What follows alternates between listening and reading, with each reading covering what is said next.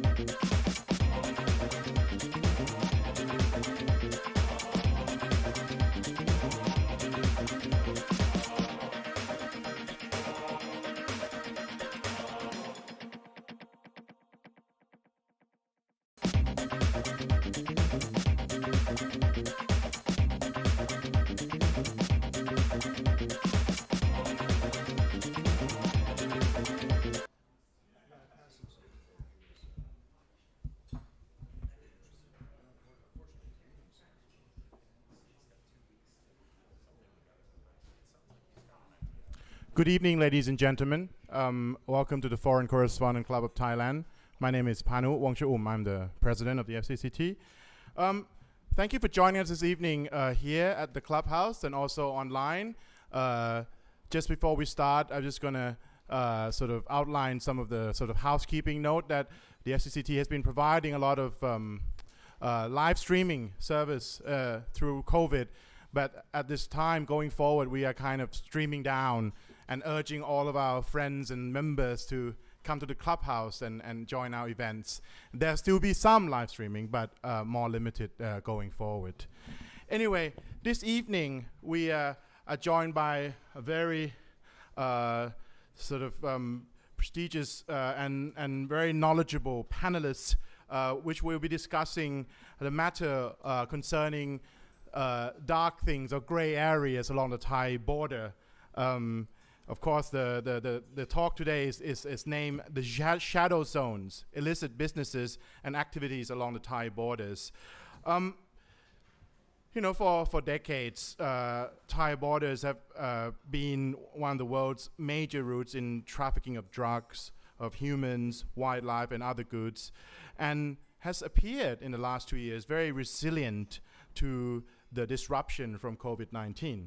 And in fact, a lot of the illicit activities seems to be growing through those periods. To add on to the complexity of the issue, we have a military coup last year in neighbouring Myanmar, and a lot of instability and tension has followed along these areas. So we are joined today by basically, you know, 3 experts on the matter.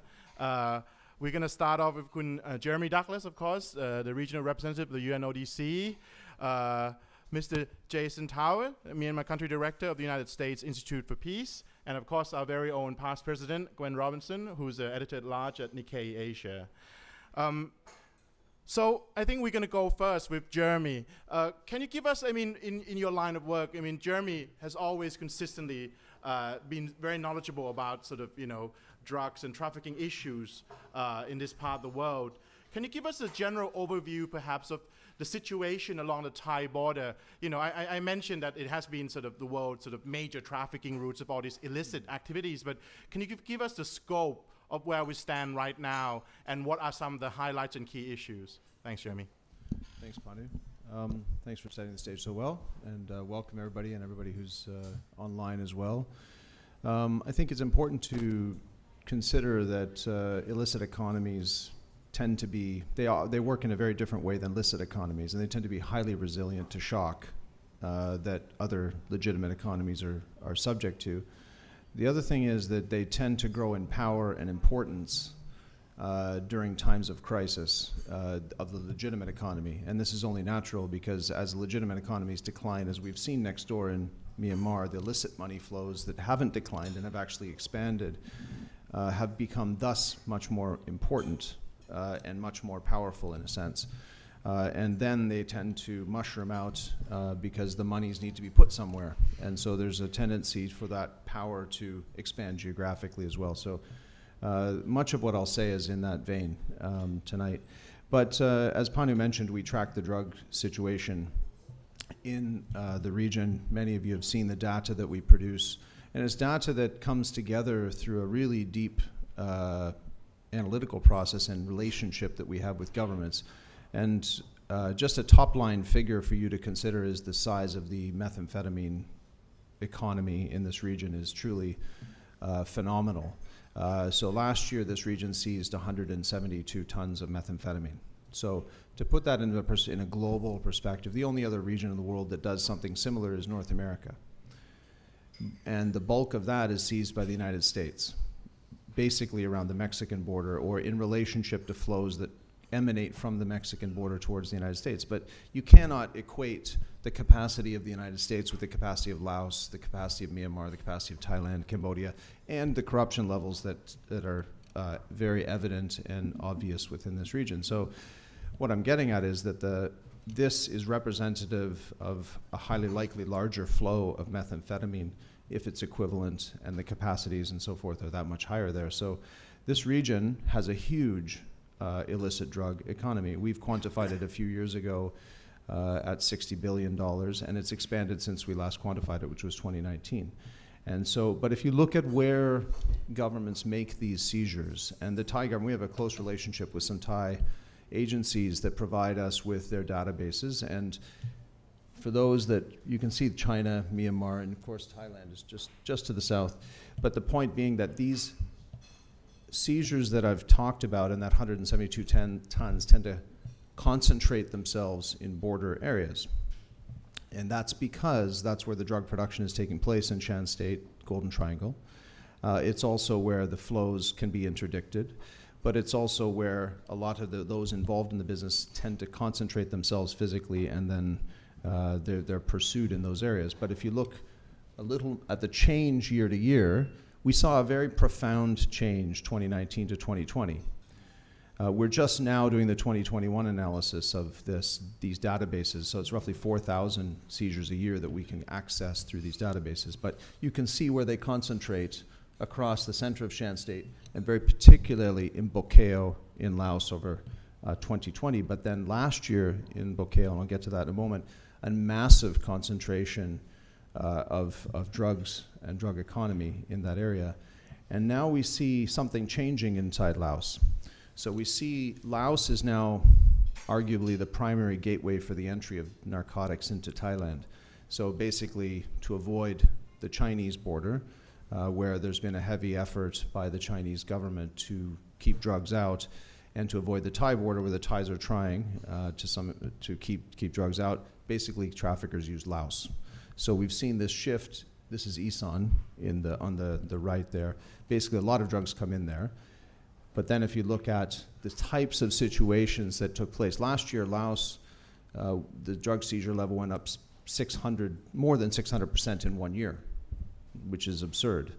The bulk of it was in this place in Bokeo, and just actually last week there was a similar 12 million tablet seizure there. So you see this heavy, heavy concentration of drugs. But drugs are not the only form of illicit economy. And in fact, arguably as valuable as the drugs themselves are the chemicals that flow into those areas. There's a two-way trade across those borders in the Mekong.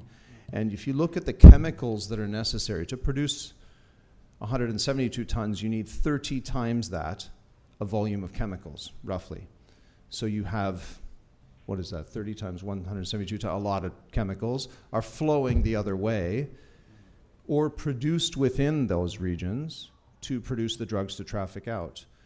And again, they flow into those areas where there's a lack of governance and so on and so forth for a reason, and through borders where it's easy to do so. And I just highlight here a couple of points. Again, one is a special economic zone, just the special economic zone of the Golden Triangle, which is home to a casino, and which I'll get to in a moment, but then also a port on the Mekong, which is in one of the special regions in the north of Shan. These are key entry points for chemicals into Shan State. And the chemical trade is worth billions and billions of dollars itself. as an input to the drug trade and flowing unabated essentially in there. This region does not seize chemicals that make drugs. But there's other forms of transnational crime which also congregate at borders. I just touched quickly on human trafficking, trafficking of persons. And we've seen an interesting phenomenon in the past couple of years. So typically Thailand is the magnet for labor because there's a labor shortage in the fishing fleet, the fruit business, construction, as we all see in Bangkok around us, of workers from Myanmar, from Cambodia, and other, and Laos, and potentially other parts of the region flowing into this country for jobs. But now we see also people, and in fact the profile of the people going across the other way, and we've seen it in reports recently of people that are going into border areas in Cambodia, Myanmar, and Laos, being trafficked in to work in call center fraud or to work in other pretty nasty businesses, and then they get trapped on the other side. But the profile of those people, they had to be articulate, they're often educated. During COVID, there was a loss of jobs. People became vulnerable and took jobs that they shouldn't have, got into those places and took and for employment. But we also see this region as a kind of, as Panu mentioned, a place through which a lot of wildlife trafficking is taking place as well. And this is a bit of a zoom out, but nonetheless you see an awful lot of cases that are connected to this region. Vietnam is a huge magnet for the illicit wildlife trade, but within the Mekong, there are specific zones in Laos, Myanmar, Cambodia, where you have illicit wildlife business congregating. And this is the type of place. So something I think we should talk about tonight, or we should consider tonight, is special economic zones. We refer to them as SEZs.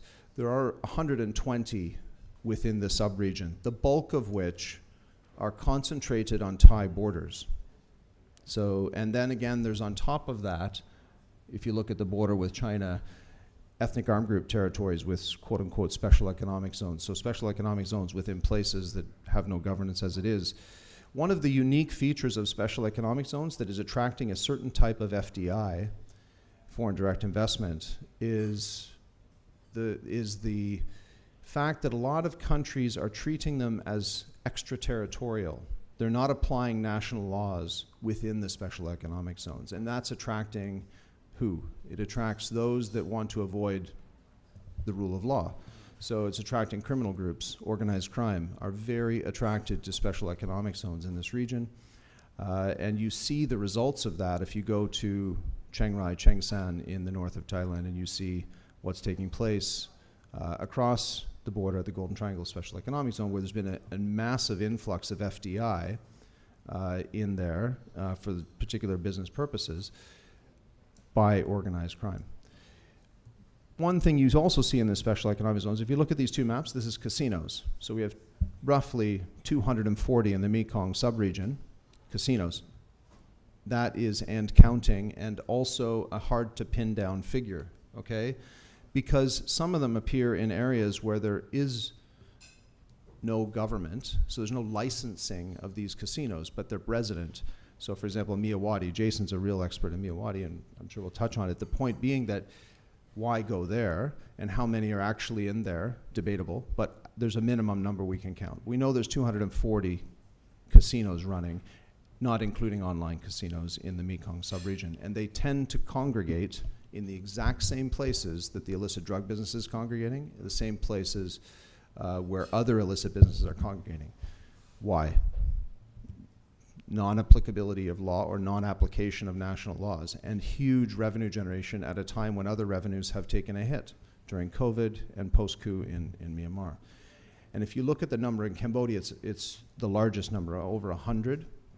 They've just relicensed and licensed new ones only last week, despite the fact saying that they would hold back on that, but there's been relicensing, which is apparently allowable. Potentially new licenses were issued last week. I think it was 13 licenses issued last week, including to groups that are known criminal or have grown known criminal connections.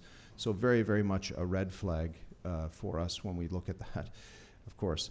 But also Myanmar, you have this congregation of casinos in the border areas of Thailand, particularly in Mesat, in the special regions, but also just not far from here in Kanchanaburi at the north, at Three Pagodas, you have them. And this is quite a number in Cayenne, so at least 17. We use, again, the term at least. It's a little bit hard to tell at the moment. Now, one thing that has occurred during COVID, which made them particularly resilient, has been a shift in the business model. So the casinos of this region have been dependent on something called mass market or VIP. So there's two types of gamblers that come in. The VIPs are the big ones that spend $10 million or might. And then you have the others that are mass market. There was a huge number of people traveling into this region that stopped suddenly. So what do? They go online. So they shift the business model to a different type of way of reach of customer, but it's highly dangerous because it means that they're reaching beyond the special economic zone or beyond the casino into other parts of this region and into other parts of the world. So we see the kind of mushrooming out and danger of those zones having this global reach and generating illicit revenues, which in our view are highly likely to exceed the drug business in the near term. Because there's more gamblers than there are drug users, just as an example. And this is the best example. I'll end with this, and I'll tell you why. This particular casino, and I took this photo in the 1st of April, around the 1st of April, is the largest on the Mekong River. It's in King's Romans in Laos. I referred to it moments ago. If the gentleman who built this, Mr. Zhao Wei, is a gentleman under sanction, organized crime group. His business is co-located in Hong Kong with a WA business. So he has all of the different necessary elements to think we probably shouldn't allow him to do business. But his business at this point, he claims, has been a $2 billion investment. And that includes what you're looking at, but it also includes apartment blocks. It includes an airport, which is set to open in the near term. They've already had their first test flights. It will take international flights. So he's made a heavy investment in that zone to attract gamblers, but he also is alleged to be involved in the wildlife trade. Our friends at the Environmental Investigation Agency have confirmed this just recently. They've taken new photographs of this. The Chiang Rai governor has come out asking for people to be released, Thai citizens to be released just a couple months ago. The Thai government has issued warnings for Thais to avoid this place because they can't get out. The Thai Foreign Ministry has done that, all because of the criminal businesses that are going on in there. So I'll end with that. I think you get a sense, though, that not only are the borders around Thailand vulnerable, but they're increasingly magnets for large revenue-generating businesses that are essentially operating unchecked, growing more powerful, and essentially challenging, in some places, like Laos, challenging state sovereignty. Thank you. Thanks, Jeremy. Yeah, very, very interesting. I mean, especially the data about the casino is very interesting indeed. I mean, it's a big business. Now, we're going to go to our second speaker, Jason. Of course, you know, I've seen some of your work looking at more specifically at different issues in terms of investment in sort of special economic zone in Myanmar and such. Maybe you can start off and tell us more about these kind of, what's going on in the border area, especially since the military coup last year. I mean, what has changed and what are some of the things that are happening on the Thai-Myanmar border? Thank you. Sure, thanks, and thanks to the FCCT for having me back again this evening. Yeah, I think I'll touch on those points. I think I'll really try to highlight our three key points. First, to look at how you've seen what I would argue to be a pretty dramatic increase in criminality, particularly in the borderlands, China-Myanmar borderlands, and in the Thai-Myanmar borderlands since the 2021 military coup, and talk a little bit about the border guard forces. So these are militia groups under the military, which have been key to enabling that criminal activity and its expansion post-coup. Secondly, to look a little bit at who these new criminal actors are and how some of this incursion of criminal activity, largely from China into Southeast Asia, has been shaped and driven since 2012. And then thirdly, to talk about some of the impacts of the pandemic on the forms of criminality that you're seeing in some of the different types of zones that Jeremy just spoke about, the special economic zones, although I would argue that we might want to start calling these special criminality zones rather than economic zones, because it really does seem like a lot of them are being designed specifically to enable illicit actors to have a space from which they can operate beyond the reach of any form of law enforcement. So really touching on those 3 points. So the starting point, I want to go back and look a little bit at some of the developments in the late 2000s, 2008, 2009, that led to the incursion of a lot of the different Chinese transnational groups into Myanmar in the first place. So if you look at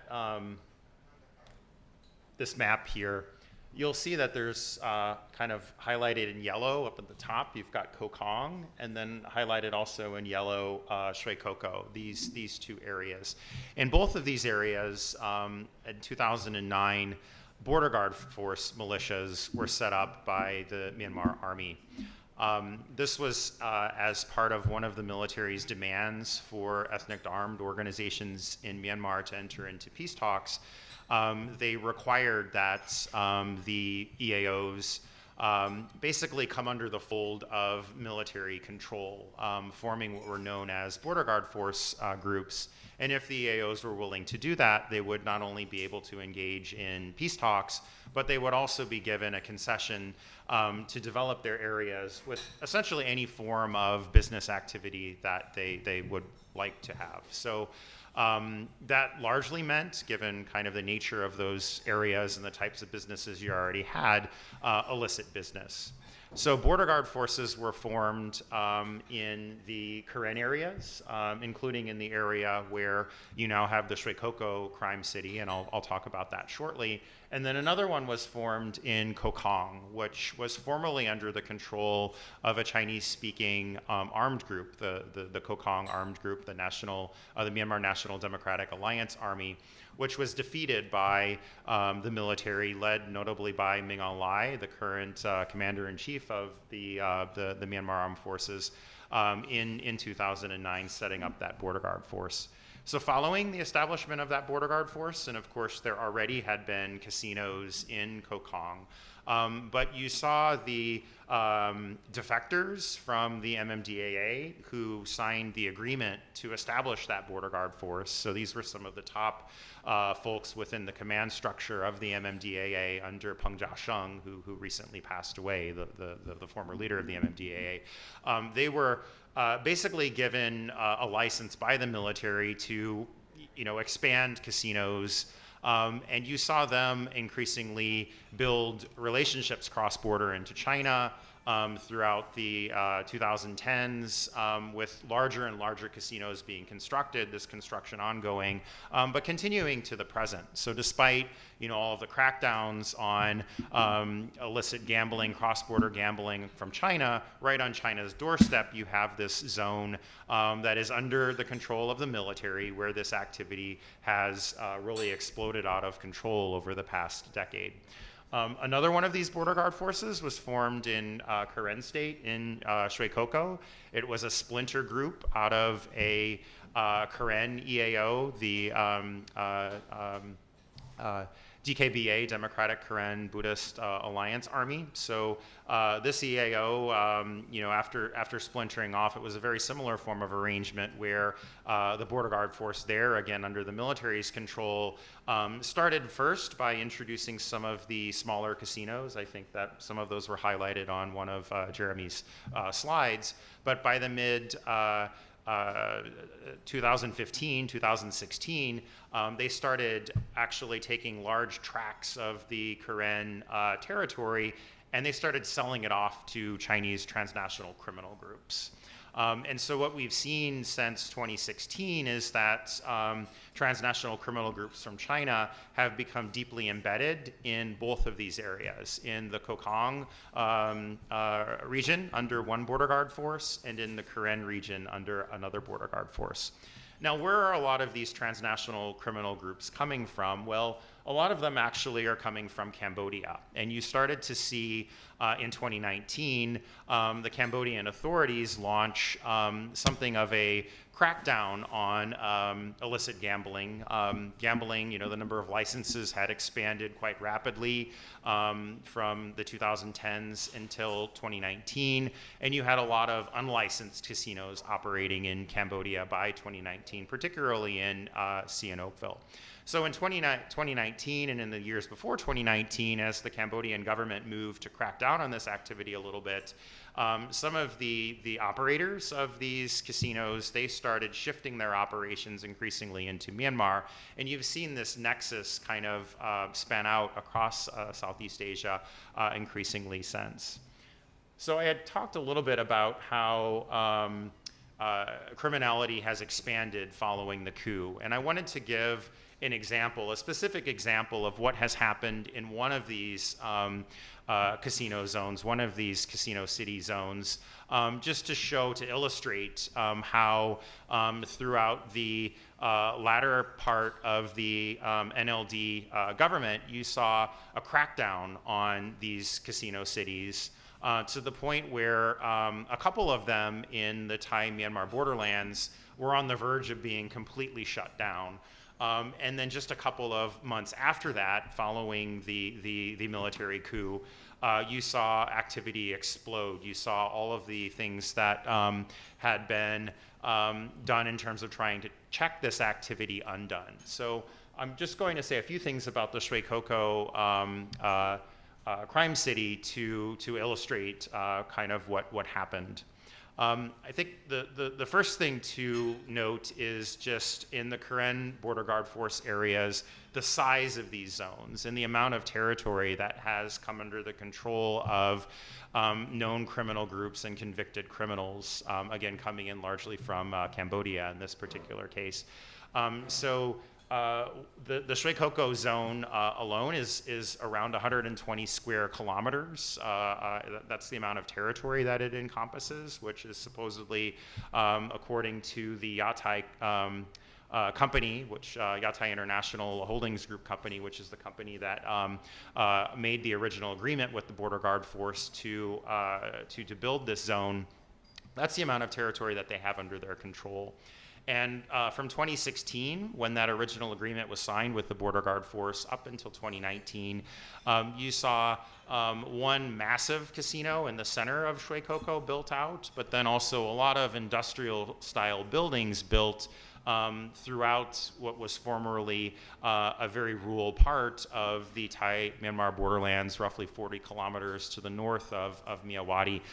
You saw all of these kind of industrial housing complexes built, which were built to host a lot of these online gambling operations, but also a lot of groups that are just simply perpetrating telecom fraud, and I'll get to that a little bit more. So who are the criminal groups that were behind this?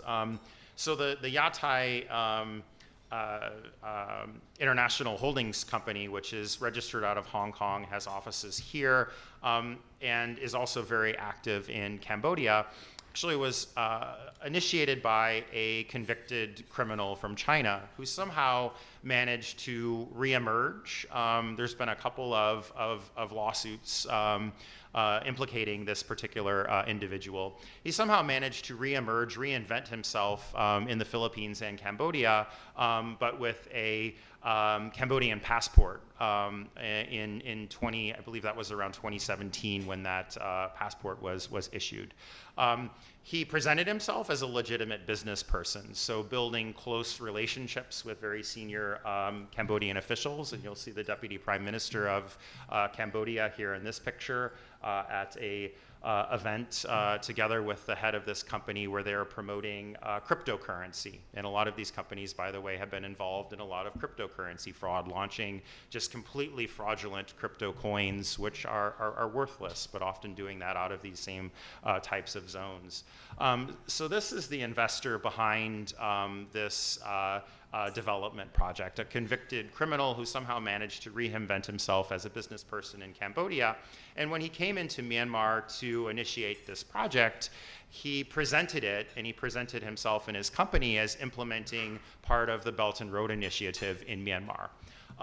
And they really went out of their way to try to show and demonstrate that this was a BRI project, a Belt and Road Initiative project.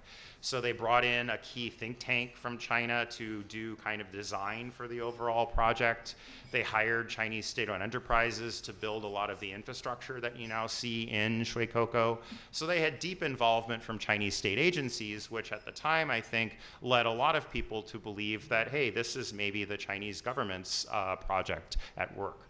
I should say that, of course, in China, gambling is illegal, and there also are regulations that prohibit Chinese nationals from investing in casinos overseas. So the Chinese laws on this are quite clear. There should not be any projects under the Belt and Road Initiative that are involved with gambling.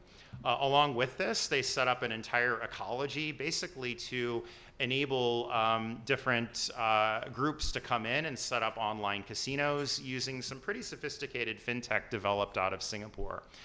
So this app called Fincy actually was rolled out as one of the key enablers of Shui Koko, one of the key selling points of the Shui Koko crime city, because what it did was it allowed a lot of those online gambling outfits that came into the zone to have a convenient means of funding their gambling accounts using crypto coins.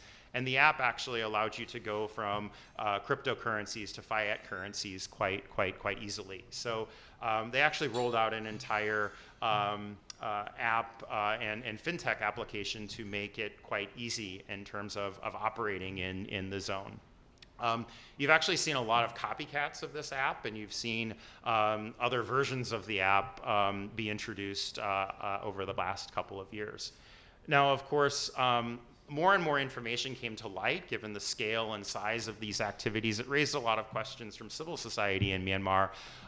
And so by early 2020, a lot of these questions were coming back to the NLD government, which actually started raising this issue with the Chinese government in their bilateral relationships. And the issue increasingly became something of a sore point in the China-Myanmar relationship, as the NLD government repeatedly demanded that China clarify, is this part of the Belt and Road Initiative? Is this project actually something that the Chinese government is sponsoring? And following a lot of back and forth and interactions, you later saw this statement issued by the Chinese embassy, which basically came out saying that China disassociated itself with the project, that the project was not part of the BRI, and that China would help Myanmar to try to deal with some of the illicit activity.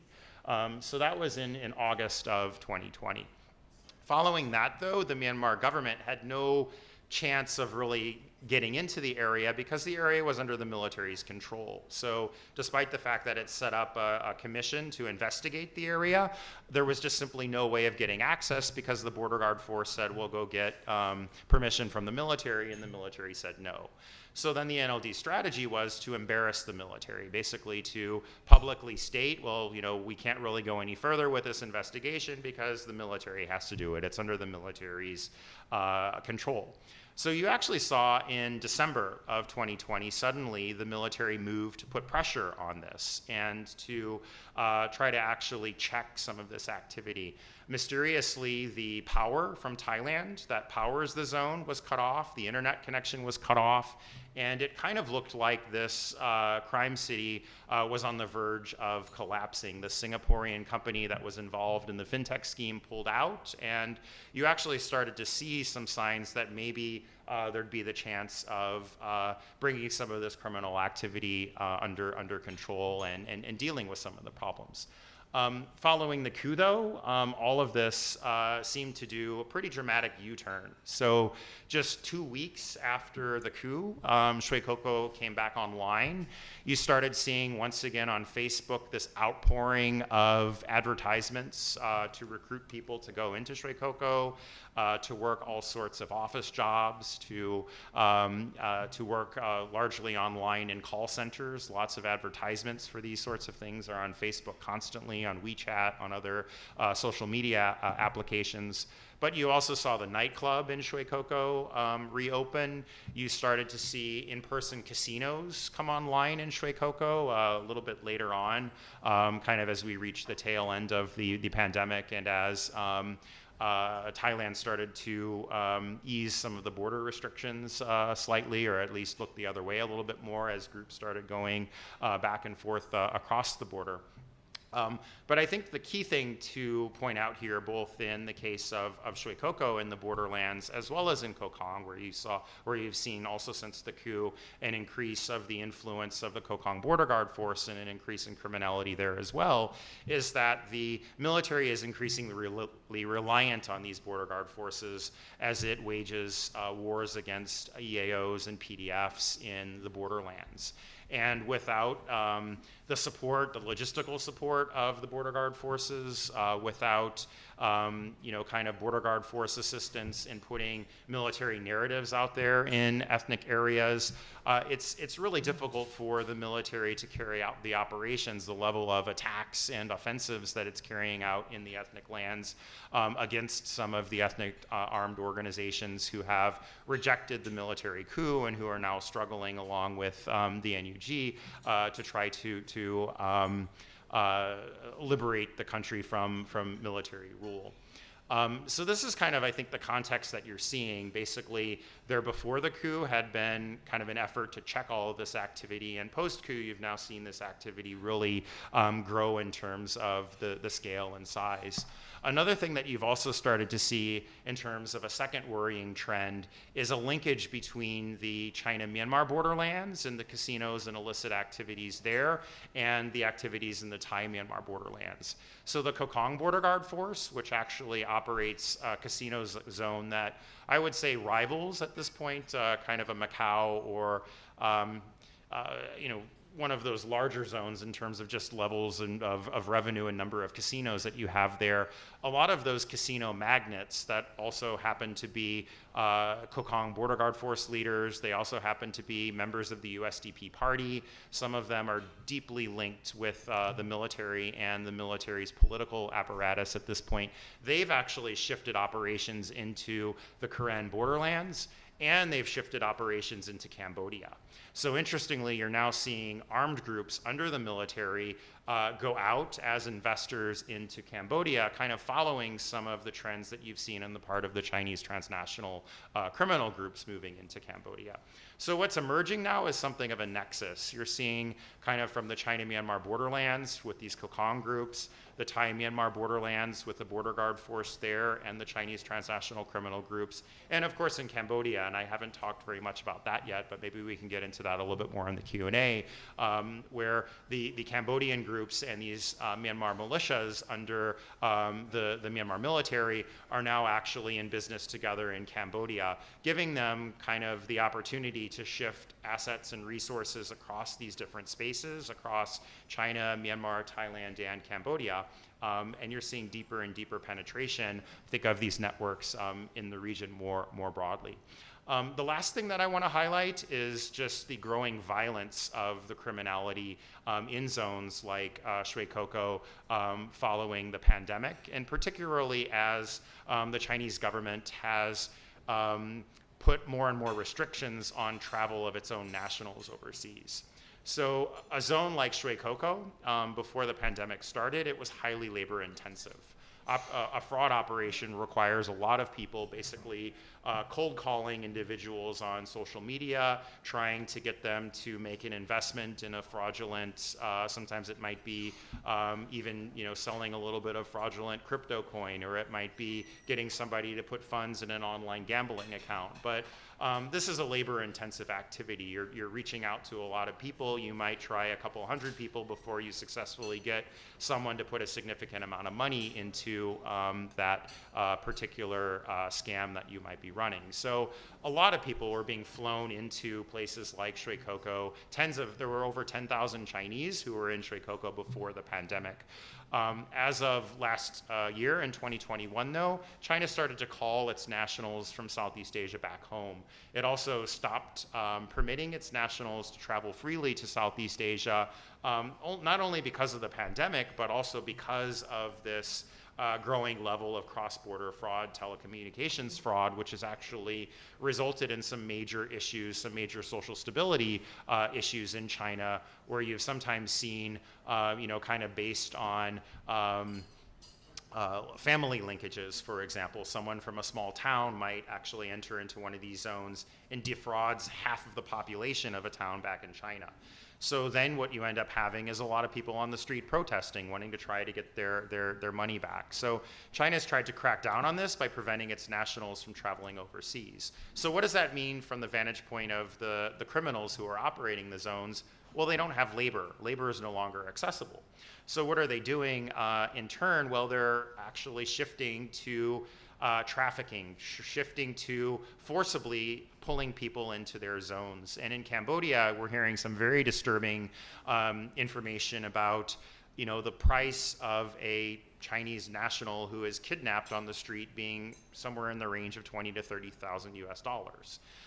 This type of trafficking is targeting now Chinese speakers from across the region. We've heard a lot of information recently, and this is reported in the Thai press, Malay press over the past couple of weeks, about Malays being trafficked into the casino zones where their passports are confiscated and they're required to work on these fraud operations against their will, or be forced to pay back, 20, 30,000 US dollars in what they would say are so-called loans. So you're seeing much more sinister activity as a result of this.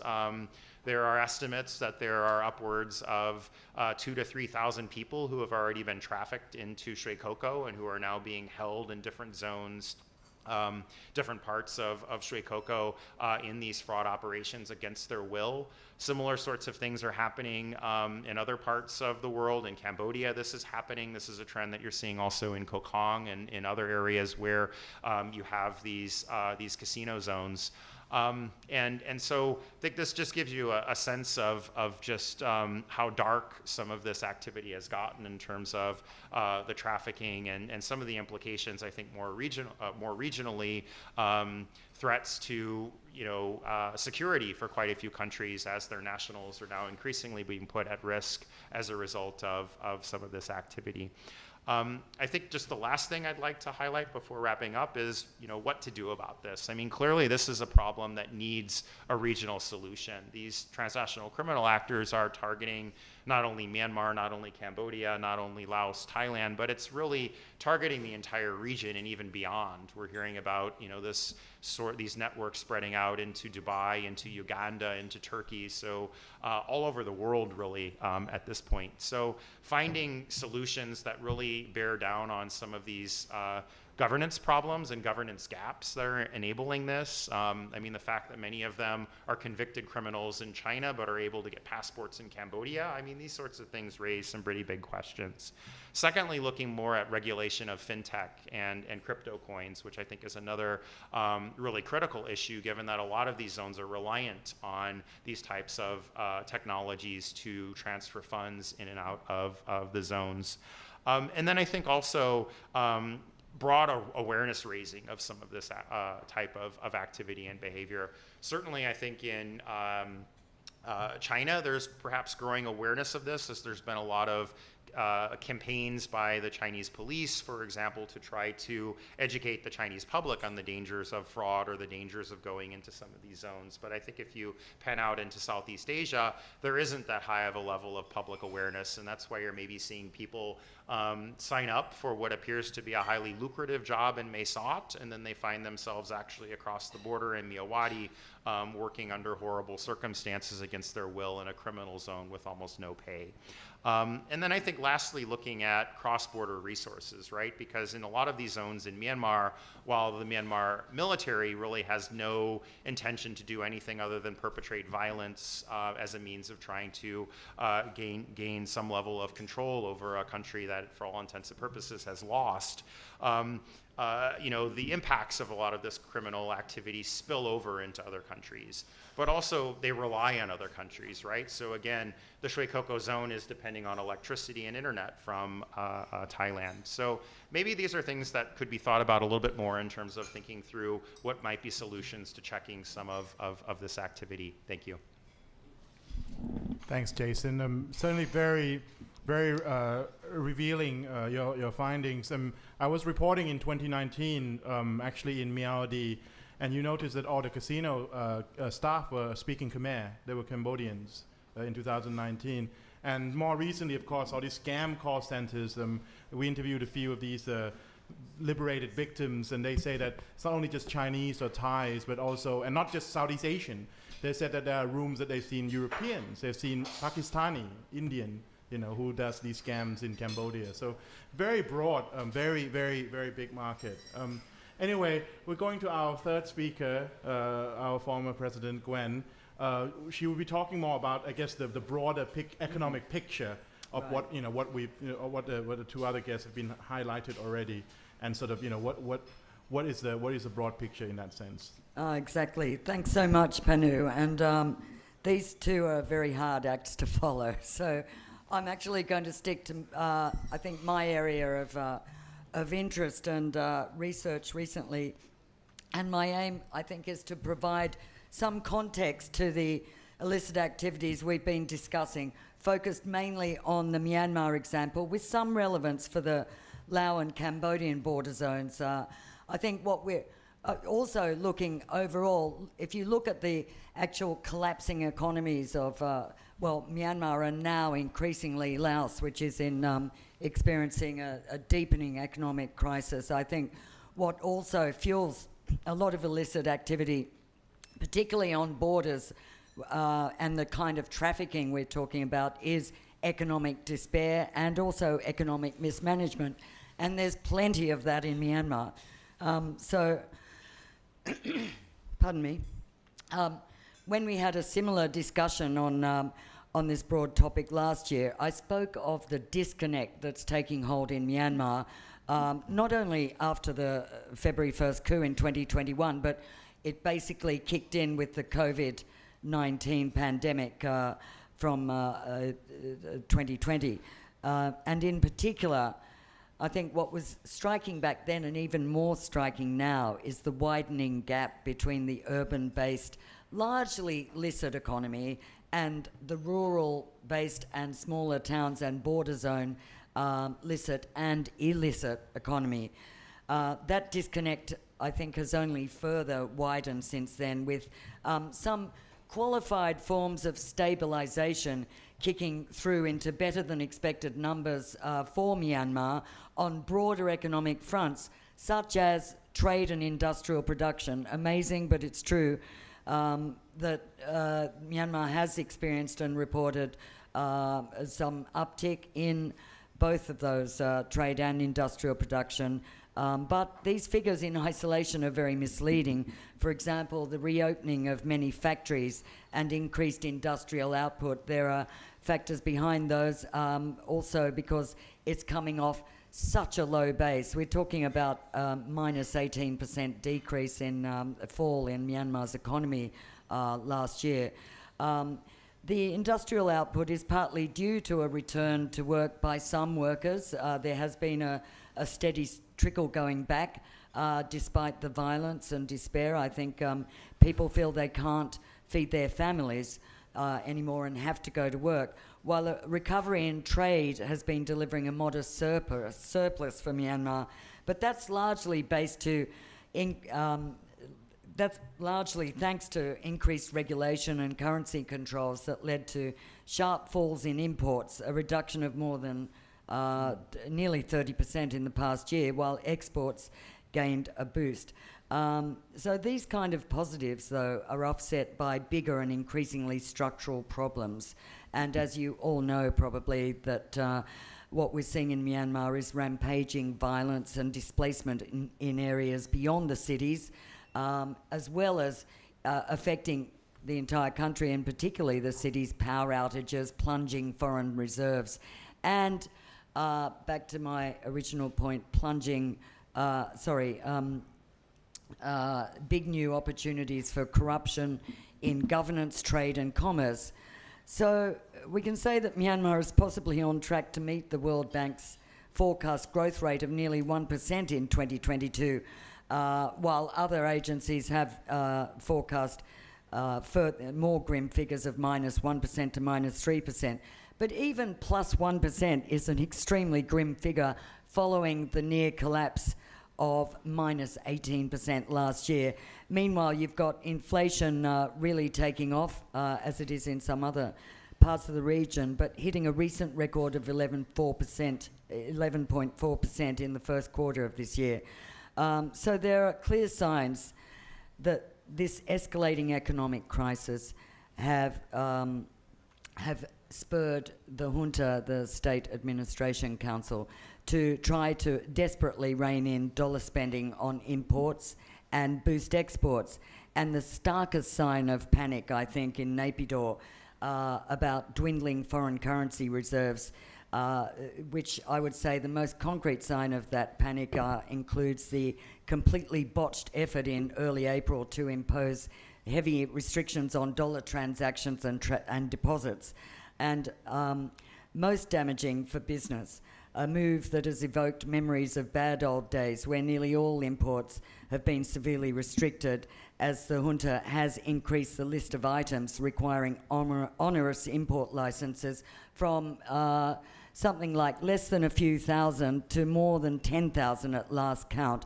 That's individual products that need specific import licenses for each time you import them. So more on this later, but I think these kind of regulations are central to a whole new level of corruption and a growing dimension directly linked to the black economy. And we're seeing it really rampant in the border zones where, as pointed out, there's a lot of trade, both licit and illicit. On currency, I think anyone who tracks Myanmar would have seen in early April the impact of these ill-conceived rules to control forex inflows and outflows, that all dollars would have to be almost immediately exchanged into chat, forcibly exchanged actually, at an official and very disadvantageous rate.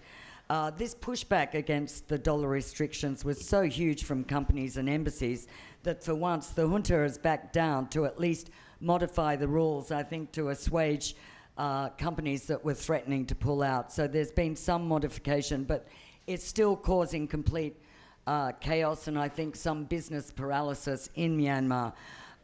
So broadly, you can say that the SAC is moving in for kind of almost full socialist-style state control of the economy, which has been attempted under previous military regimes. I think anyone who followed what happened in the previous decades under earlier juntas would see the heavy-handed market intervention, regulations and controls, especially regarding import licenses and access to foreign exchange.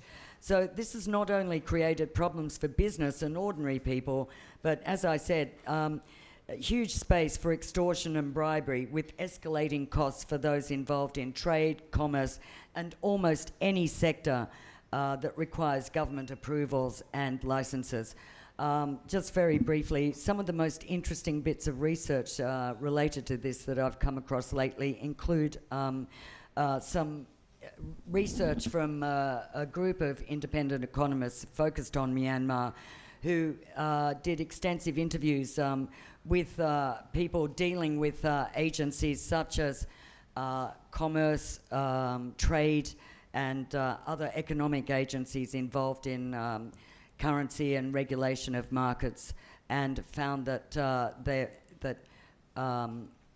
part of the reason or part of the incentive, I think, for such such blind eye policies that have led to a lot of rent seeking and demands for under the table payments to get these import licenses is allowing the bureaucracy, which is under a lot of pressure under the junta, to freely make money on the side with under the table payments, forcing businesses to pay additional costs.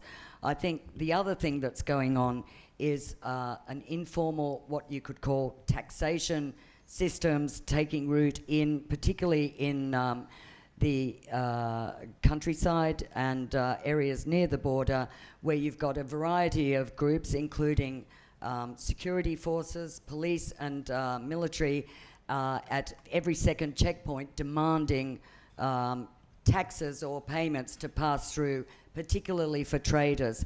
And I've interviewed various traders involved with agribusiness, oil trade, that have to pass through maybe a few regions or states, reporting that they are hit by a variety of armed groups, both on pro-junta and anti-junta, that extort payments to go through their area. You go down you've already paid, you go down the road, you're hit by another group who wants payment. It's no excuse to say you've already paid. So I think that's also another problem that is plaguing traders, and increasingly around those border regions. So I think I'll leave it there, and just to point out that these are the forms of, I think, corruption that are feeding into this illicit economy. Thanks. I'll hand over to you. Brilliant, Gwen. Thank you so much. So we have some time now for some questions and answers from the viewers. So for those of you in this room, you can go to the microphone at the back, identify yourself, and just tell me who you want to ask. For those of you online, feel free to write in the comment section of the Facebook Live, and I will do my best to read them to our panelists. So first, please. Hi, Marwan Mark of Nikkei Asia. So my question to Jeremy, you talking about areas where essentially governments are turning a blind eye to the border areas that is permitted illicit economic activity to take place. It's obviously a national security issue. And has this come up in discussions within regional national security meetings? Because obviously, for instance, the Thais must be worried on what's happening on the Myanmar or the Laotian side. As a national security issue, is this being considered a national security threat? It's starting to be. When Thailand last hosted ministers of public security in the November before the COVID period, we tabled a policy brief then, flagging to them that they had a significant issue with the casino zones on their borders, and we highlighted a range of them, and essentially advised that we needed to do a deep dive research into this to feed into the next ministerial, which was postponed due to COVID. It will now be held. But the point being that we connected at that point in time drug monies that were going in to help establish these zones or the casino infrastructure, but also to be laundered through it. And some of the governments obviously took this quite seriously, particularly this government in Thailand, where they don't have casinos, but they are on their borders. So they were very interested in having this agenda advanced. So we do have a couple of countries that are flagging that they really want to push this as a national security issue or a sub-regional security issue. Others are late to the game and kind of understanding what's going on. But I think we have to also be, what I touched on when I first spoke was the fact that a lot of governments have, for one reason or another, and Jason kind of alluded to it as well, seen these zones as extraterritorial. And they still refer to them that way in conversation. So we have a long way to go to get them to understand that they have responsibilities, or that they, as countries, should be enforcing laws within those zones. We've had governments say to us, we cannot go in. Like, for example, King's Romans, you've probably heard the stories that the police don't enter without permission. But that's the case in many of these locations. They're essentially autonomous, operating autonomously, under the control of groups that some of whom Jason referred to, setting their own laws, in a sense.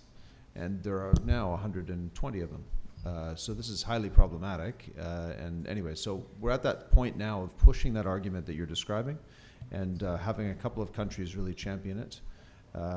Can we get it to the point where the action is taken? I think we have to soon. One thing that Jason started touching on was the global reach of this, mentioning Dubai and some other locations where there's connections to what's happening here. You know, the internet is facilitating global connectivity of these businesses which are operating out of there. And this is a security threat now, not just for the sub-region, but it's starting to become a regional and potentially, in some instances, global security challenge.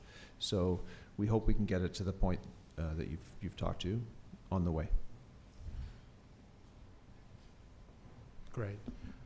While we're waiting for others, I have a question myself to Jason, I think, because I was in King Roman several times in 2018 and 19, and I saw this progression, especially in 2019, where they openly promote with a slideshow in their lobby saying that they're part of the Belt and Road, as you were mentioning. What is the attitude in China about this kind of link, you know, with criminal groups in elsewhere in Southeast Asia, promoting their activity as if it's part of this sort of Chinese Belt and Road? Is there an official Chinese response or concern about this at all? Yeah, no, I think this is really, in my view, one of the key challenges, because a lot of these criminal networks, I mean, they're looking to build things on a massive scale, right? And so when they go out to look for a contractor to build, you know, a city that's sitting on several square kilometers of territory, they're not often able to find companies in the region that can or are willing to do that, but who are out there actively looking for these contracts, whether Chinese state-owned enterprises. So it's interesting looking around the region, the number of SOEs that you have out there who are doing things like building the Shui Koko city, or building a new casino in Koh Kong, for example, or in Cambodia, a lot of the casinos that you know, now house a lot of this activity in Sihanoukville, the contracts also went to state-owned enterprises. So I mean, I think beyond that, and I think the case of the Romans Casino and that Golden Triangle Special Economic Zone in Laos is an interesting one, because, you know, really what you had happen was the transnational criminals, they fully co-opted the host government. And the host government communicated to China, this is good, this is something we'd like to see as part of the Belt and Road Initiative. And you know, China's looking for states around the world to voice that, and so it put kind of the BRI stamp of approval on what is, you know, actually really a project designed to house illicit activity. I think their trajectory that Shui Koko was on before kind of those plans were disrupted was very much the same. They were trying to achieve what had been achieved in the Golden Triangle Special Economic Zone, but they didn't quite make it. I think it became increasingly known to the NLD government that the real intention of this was to create a space to undermine state sovereignty, to create a space outside of the reach of any authorities. And so they told China, you know, no, we don't want to see this sort of activity, and push back. And I think that was the difference. I mean, when you had the host government voicing very strongly that they didn't want to see that activity there, you did see China sort of distance itself from that project. But I think that's a very hands-off type of approach. And that really seems to still be the case with a lot of these new developments. It's still state-owned enterprises. It's still Chinese state capital. Even sometimes, you know, Chinese state planners who get contracts to do the design for a project like Shui Koko. So I think that's, you know, something that more attention needs to be given to, is how criminal actors are leveraging the Belt and Road Initiative in that way as a means of, you know, trying to legitimize some of their activities. Yeah, maybe Jeremy. I could add something there to that. I think one thing that is you find, it's hard, you don't necessarily see it immediately, but the Chinese state is taking some actions. Jason touched on a couple earlier, like that response when the Shui Koko area was, they had to distance themselves from it, right? But also there's been some very practical actions in northern Myanmar, in Cambodia, where they have basically told people, come home or you lose your citizenship or your rights to residency back in China. They revoke passports and so forth like that. But there's also been some concerted effort in Macau, which many of these businesses are connected to crack down on junkets, which are a form of financing of gamblers to go overseas to gamble, but also to crack down on other businesses there, money laundering and corruption-related businesses. But the point I'm getting at is that also has an effect on the wider region, because some of those moves have been very profound. They haven't been publicly announced, or at least in international media covered, but the fact is they've gone after some serious criminality they've gone after it at different levels. They've touched on the citizenship issue, pulling people home. There has been an effort to publicly message to the Chinese citizens, and they've gone back after some significant criminal characters. But that has actually, like with other illicit businesses to some extent, created a bit of a displacement into this region. So we see further investment by groups in this region. And I would anticipate at this point in time, if you look ahead, they've recently gone after some of the biggest junket operators in Macau, arrested them. And these are known criminal figures, but also billionaires, okay? And they've been operating in Macau for decades. They're now out of business, but the need for the junket business to survive is still there. I don't know if junkets are almost like a massive Hawala scheme, an underground banking type system for gamblers.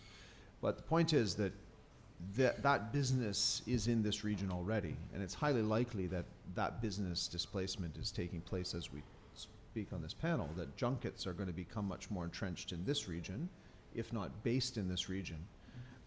And that's going to have a profound impact on the region beyond what we see as the casino locations. So I think we just have to look out for some of the Chinese actions that are very heavy-handed also having an impact. So they are taking action, actually, okay? But it has another effect, much as the drug displacement had when that was pushed out. So there can be good and bad from their actions or lack thereof. Thank you, Jeremy. Thank you. Any more questions from the back? Oh, please.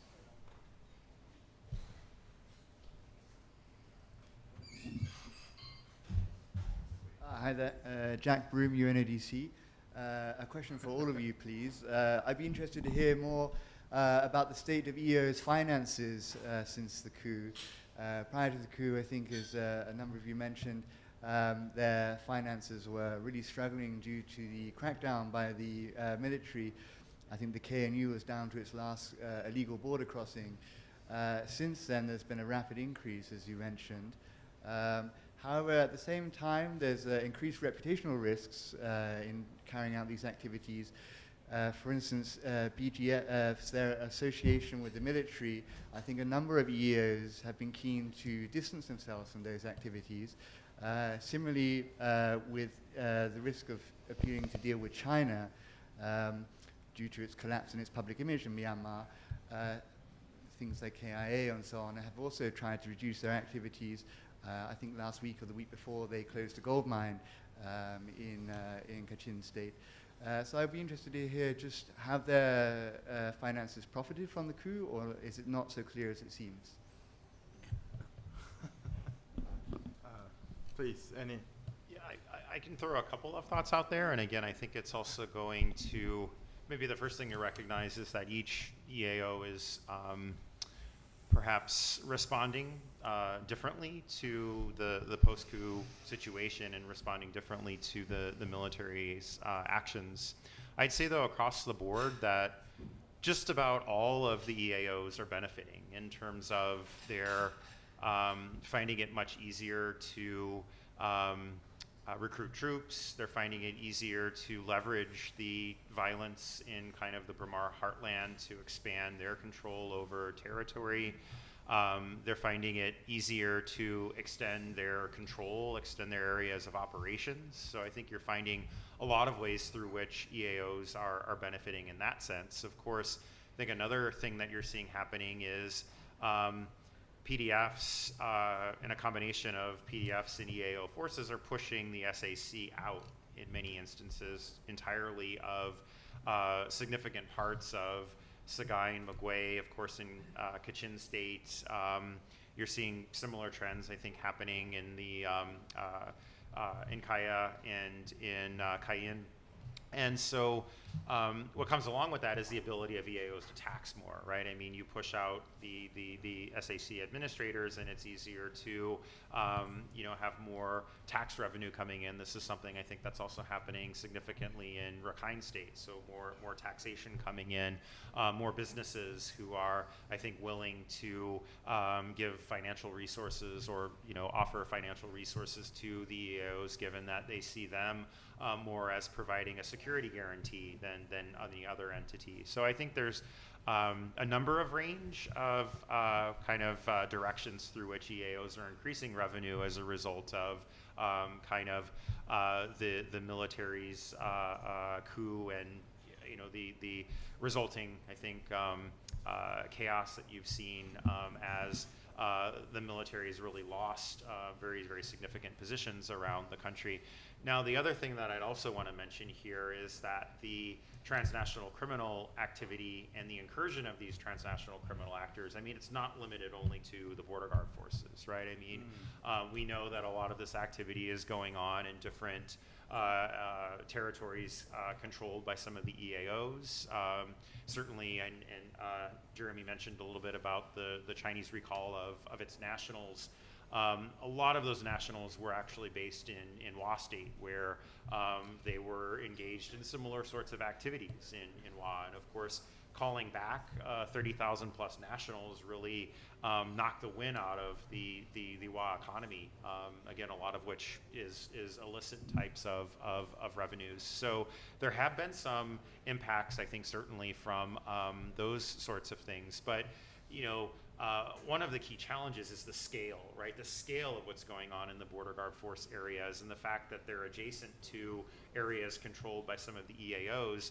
That may look attractive to particular factions within the EAOs, right? I mean, I think this is a challenge that's been there, particularly in the Karen areas, where you have maybe different divisions within some of the Karen armed groups. They're seeing the BGF profit massively from all of this criminal activity, gain in terms of strength, and maybe there's incentives for them to just to lump it, to give up their struggle for autonomy of their people and to look towards some of these what would appear to be very lucrative business opportunities, right? So I think this is also something that represents a threat to some of the different ethnic movements around Myanmar, and I think something that many of them are also talking about and trying to think how they can manage, some of the vulnerability that they may have within some of the different EAO structures to this activity. Yeah, I'd just like to add to that too, because I think also we tend to, as you said, each group is very different, but I think the Karen situation, war costs money and fighting costs money, and when you look at some of the areas that have been particularly hard hit, or the EAOs that have really been fighting heavily and suffered a lot of hits, then they're looking after a lot of displaced people, and Karenni State, 80% or 2/3 of the population is displaced. They're not getting a whole lot of aid, so I think it does also fall on EAOs and other associated groups to also help with support. And the EAOs that don't make their own weapons are buying them, and I gather the price of an AK-47 or M16 or whatever you like to get has almost tripled if you're getting it through sort of regular channels across borders. So I think offsetting some of the money-making opportunities is probably some heavy costs as well. So maybe it's revenue neutral. It's hard to tell. Yeah, maybe I would add that the closure of the border doubled up with the recall that Jason mentioned, really did hit the special regions in the north hard, because they did have legitimate trade taking place in northern Myanmar, which dried up. They had a loss of people that were working in different businesses very, very quickly. So that was a very profound impact. And the point I made at the very beginning was that the resilience of the illicit economy, that economy maintained, and as we see from the data, you know, the drugs continued to flow and expand in many respects during that period. So they just became much, much more powerful in the grand scheme of things because they became much more central to the finance of those groups than they did prior to that. At the same time, they've had to park their money, and they park it in these other businesses, casinos and whatnot, to legitimize themselves to some extent, if that's possible. But if you look at the post-coup environment, there's a very interesting data point that we've been able to pull out when you look at the drug flows last year. And if you look at the drug flows in the region, methamphetamine accelerated again. But so when I presented the data of just under 172 tons, that does not include the 4-month period within Myanmar post-coup, so February to May. There's a gap, an intelligence gap that ourselves and our international partners all had after that, because information just simply dried up. So that does not, that's the minimum, does not include that of other 4 months. But if you look at what did flow into Thailand and Thai intelligence on the Yaba trade, you can see a huge jump in production by small armed groups in that 12-month period in Thai seizure data. So they map out forensically who's producing, and it's quite good data. And there was a 4-fold increase in small tableting operations that had never been seen before. So in a typical year, only 2% of the yaba that's traded into Thailand is produced by small producers. The rest of it is the northern group and the southern group. So the two kind of distinct yaba traders, there's kind of conglomerations of labs in North and Shaoshan that have dominated and always dominate the trade. And they have very distinctive forensic signatures to their drugs. But suddenly, you have this explosion by small tableters, and they are specific armed groups that have different branding and forensics. They buy their powder from the big guys, tablet themselves, and rebrand, basically. And that had never been seen, but that was distinctly post-coup. Why do it? It's exactly what Glenn said. Glenn touched on the fact that fighting costs money, arm yourself, seize the day, and also with methamphetamine, you can do it immediately. You turn it on like that. It's basically just a matter of cranking it out, because the production is there in place. You could just simply quickly tablet and profit. And again, their economy had been hit in other ways, so they needed money quickly, and they didn't have a lot of other source and options. So that is something which I think you can see that impact right there. Thank you, Jeremy. Yep. Please, sir. Peter Trainer, I'm a club member. For the panel in general, do you not think there could be more action taken if there was more political will from the national government? We've seen in particular that the Chinese government has taken a lot of action against legitimate business that it thought threatened the country's policies in terms of education or high-tech companies. You've got the example of Jack Ma. The Chinese government has stepped in and restricted legitimate property companies and tech companies because they felt it was a threat to the national policies. China holds a lot of sway in the Southeast Asian region because of the power of their economy, and they can not dictate, but they can influence the other regional governments. So in terms of business, the Chinese can apply a lot of pressure, and the geographical area isn't a problem. The Chinese can bring pressure to bear against Xinjiang or Hong Kong. They can threaten Taiwan. So the special economic zones that you're talking about, although they're physically remote and they're lawless, that wouldn't stop China applying pressure to them or applying pressure to the national governments who should be controlling those areas if there was the political will to do that. A lot of the citizens are multinational or the Chinese national, so there is some control over the personnel, over the economics, and over the geography of the special economic zones. Would a change in the political attitude, the political will, make a difference to law enforcement?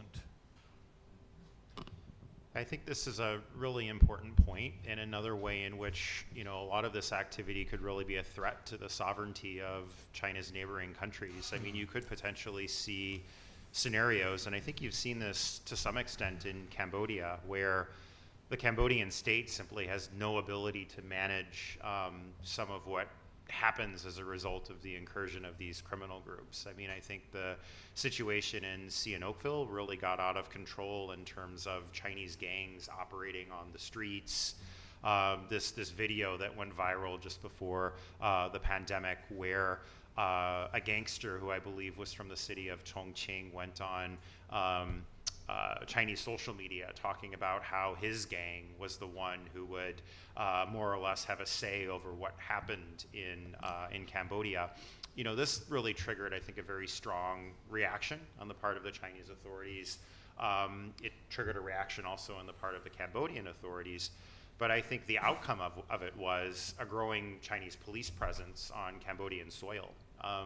So in some senses, I mean, this activity could also be seen as something of a Trojan horse, right? I mean, you have the incursion of these Chinese criminal groups, the inability of host governments to manage them, or, you know, even deep complicence on the part of host governments, and then just these sort of scenarios unfolding, as did a couple of years back in Sihanoukville, where gangs are running amok on the streets, and there's just real loss of control there that, you know, is presenting harm to legitimate businesses, presenting harm to Cambodian communities. And how does it end up getting dealt with? Well, you have, you know, now this just major growing influence of a Chinese security presence in that country. So I think this is maybe also something to be keeping an eye on in terms of, you know, certainly China's taking a heavy hand back at home in terms of trying to maintain control over entrepreneurs, certainly maintain control over its nationals going overseas during COVID, maintain control of its nationals as this fraud activity increases. But at what point will, you know, it kind of become something of a gray area as to the extent to which China actually wants to gain more control over some of the different political actors in the region, or security actors in the region, as well as some of this activity explodes out of control. So I think this is also something really to keep a close eye on, in which, you know, again, talking about the national security angle, as Jeremy was mentioning, I think there's another angle on national security and state sovereignty that needs to be looked at around some of this activity. Please, sir. We have room for maybe one more question. Sean from UNODC. And Jason, I just want to ask you, you mentioned something about the revenues in SR1 and Kokang rivaling that or surpassing that even of Macau. And I just wanted to ask you to elaborate on that a little bit. Yes, so I mean, it's more the number of casinos you have in the Kokang SAZ area. I don't actually have specific data on the exact amount of revenue. I mean, there's self-reported revenue streams from some of the major companies that are operating casinos, but you at this point have, I think, in the range of around 50 or so large-scale casinos operating just in the Kokang areas alone. And then within them, you have many. I mean, the number of online casinos, I think, is just impossible at this point, even to get good data on, because there's just so many of these that have proliferated across the Kokang SAZ. I think it's not only Kokang, but both Kokang and Mala have really tried to brand themselves as being something of a new Macau now for quite some time. But I think in terms of the scale of some of the hotels, the buildings that you see there, you know, it's really grown significantly over the past couple of years. But I don't have hard data on the revenue streams there. Great. Thanks, Jason. Please. Hello, my name is Michael, and I'm from Hong Kong. So it was interesting to me that I've heard the name of Hong Kong a few times in the presentation, which it seems that a lot of these transnational groups are based in or registered in. So I'm curious to know why these groups they like to be registered in Hong Kong. And we also know that the Chinese government took a lot of actions in suppressing these crimes. But so what's the Hong Kong government's take on this, and have they done anything with this region to work on this? Thank you. Yeah, my understanding with Hong Kong, and it's not only Hong Kong. I mean, you see some of the entities that have been established overseas by this Yatai IHG that's involved in Shui Cocoa. I mean, they have companies in the Philippines, in Singapore, in Hong Kong, in even in Thailand, right? So I mean, they have kind of reach across the region. I think that probably one reason why Hong Kong is the vehicle through which the investment is made into Myanmar is simply the ease of getting funds over, right? Because relatively speaking, regardless of whether you're talking about this form of illicit business, or if you're talking about Chinese state-owned enterprises, or if you're talking about licit Chinese businesses, a lot of them, because of China's capital controls, they'll find it relatively easy to get money into Hong Kong, and they'll set up a business entity there, and then they'll use that business entity to transfer money over into an investment in another country. So that's one hunch as to why I think Hong Kong would be a place of choice to set up business entities. I mean, regardless if we're talking about illicit business actors or others. Now, I guess the question you raise is a really good one. I mean, to what extent is this something that the Hong Kong authorities are looking into? I mean, the presence of the Yatai IHG and it having set up an entity which made this investment into Myanmar. I'm not really certain. I mean, I haven't really seen an indication that Hong Kong has launched any form of investigation into this activity.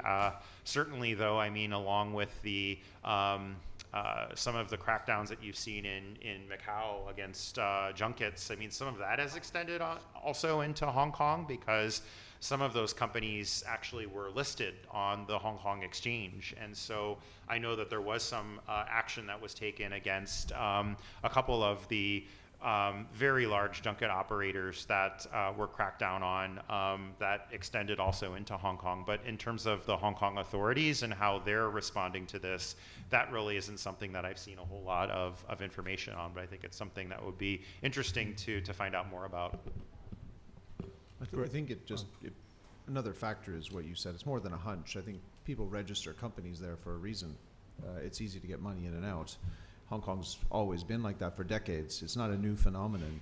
But the connections there's been a more recent phenomenon and connection made, which is this issue of the transnational crime groups that have migrated significant operations into the Mekong. They've always been in the Mekong, but not to the extent that they've been here the last decade. And that started especially in a heavy way with the drug business, but other forms of business have migrated here. And those businesses, like the drug trade, have long been controlled out of Hong Kong. Hong Kong and Taiwan together, essentially, those two places. And Macau has been a favored place for money laundering or having fun. But the point is, the kind of, lack of a better way to call them, triads, are the groups that are now doing business in Myanmar. Those groups have always been centered in that part of the world. They also happen to have corporate entities, and their friends in the special regions or whatnot also use Hong Kong for that purpose and have deep connections through them into those places or with them in those places. So it's been a very, very good place to do banking, have a company quickly registered. You don't have to be there, just have it registered and through which you do your business. And that's the reason why why I mentioned Hong Kong earlier. Can I just add to this? I defer to both of you as experts on this whole sort of gambling industry along that border, but we know that the junta is absolutely desperate for foreign exchange and is hardly exempting anyone in its search for, any centres of revenue generation. I mean, do you think that the whole casino operations are likely to be, paying taxes into or do you think they're operating in isolation? I've tried to find that out, but it's really It's really hard. I guess one thing that I can say about, I mean, for example, you have a company in Koh Kong, the Fully Light Company, which is owner of a lot of the Koh Kong casinos, but also does business across Myanmar and has very close relationships with the military. So a company like this, I think, is paying quite a lot in terms of taxes. I would presume, given the types of contracts that this company is given all over the country, that there may be also some of those sorts of other forms of revenue streams that you mentioned. I mean, I think, again, that's something I think that needs to have some very careful research, but certainly in terms of, you know, the Fully Light Company operating massive businesses across all of Myanmar, I think there's very significant tax revenues that would be coming from an entity like that into the military. And then beyond that, I mean, simply the fact that, you know, these areas, the border guard forces are under military control, I think it would be quite difficult for the border guard forces to be doing something on that scale without having some level of involvement on the part of military, and the extent to which, you know, this is done formally versus informally. I mean, based on probably what you mentioned in terms of just the difficulty of getting data on this, it's probably likely a lot of this is done through informal channels. Right. I think it would be big incentive for the regime to, you know, if they are able to cream the taxes off a big profit generation center like that. Anyway. All right. You, sir. And then one more question online, but go ahead. My name's Ben Davis. I'm a freelance journalist. I'm interested in what the impact of the coup and the pandemic has been on the illegal wildlife trade in the region. We've done a little bit of research on the impact in the upper Mekong, actually, and the pandemic actually has had quite an impact on initially at least, in terms of because a lot of the consumption was people traveling into places and consuming. So that was taking place and that stopped, because a lot of the consumption was by people from mainland China or Vietnam that might travel to other locations and consume. That dried up. But there's also been a stockpiling that has taken place, which we've documented and discussed in the past, of products that can be stockpiled. And then there has been recently documented evidence of increase in wildlife trade, particularly in the Golden Triangle economic zone. And so I think it's a very resilient, as long as the demand is there, and as borders reopen, some of those flows will continue. But the trade never stopped. It just was affected because there's also the shipments that were making their way into markets across this region during the pandemic. But we saw price drops. We saw, because of what I described, so there was an impact definitely on the wildlife trade. And I think it's not as resilient as other forms of illicit businesses. The other thing that's affected the wildlife trade is simply a spin-off has been the lack of tourists into this region has meant there's been a surplus of animals in this country, and there's been a lot of allegations around the zoo business, and there's been a drop in price in certain types of animals because of simply the fact that there's been a surplus of tigers in this country, and the rest of the region, as a lot of zoos lost all their tourists. So that has had an impact as well. So it's been in different ways: lack of tourists for consumption, oversupply of animals, but we do expect that will correct itself shortly. So final question, guys, from our online viewers, Mai's Jury.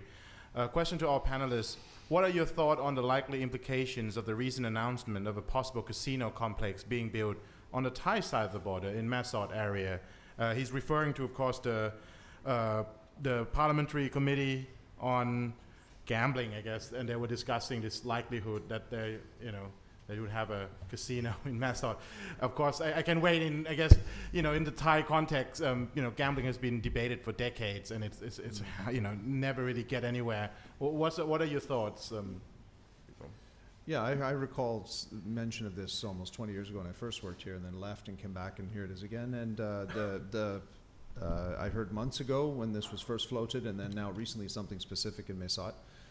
I would caution the Thai state going down that path, given what we see, and given the displacement that I described and the fact that the junket business is now shifting probably into different locations in this region. So I would definitely advise caution.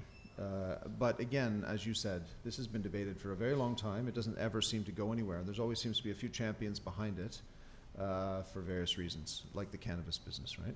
There's always somebody pushing it. So let's see where it goes. Well, we saw where cannabis went. Yeah. Well, cannabis fell through the cracks. I mean, to be quite frank, it became legal by default, by mistake. True.